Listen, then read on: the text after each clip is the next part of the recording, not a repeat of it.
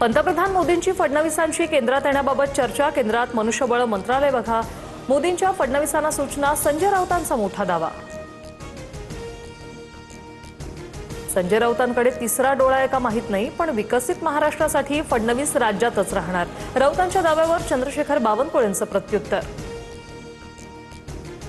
फडणवीस केंद्रात जाणार की नाही हे सामना ठरवू शकत नाही।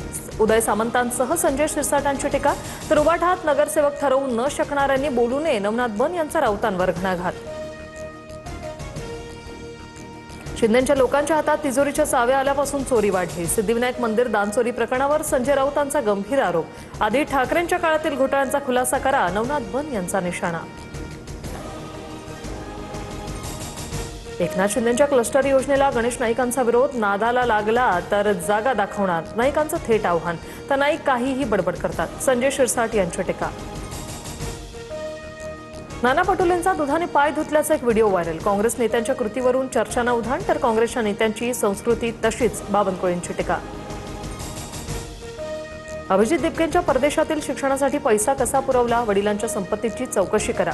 सुरतमधील आरटीए कार्यकर्ते अमित तिवारींची मागणी। कपिल सिब्बल यांच्या 1 कोटींच्या निधीची चौकशीची ही मागणी।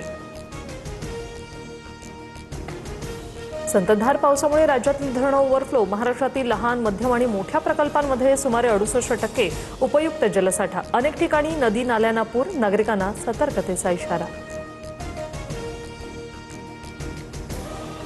जळगाव बोरी नदीपात्रात पूर। पैलाड परिसरात पुराच्या पाण्यात अडकलेल्या नागरिकांचं थरारक रेस्क्यू। Video viral.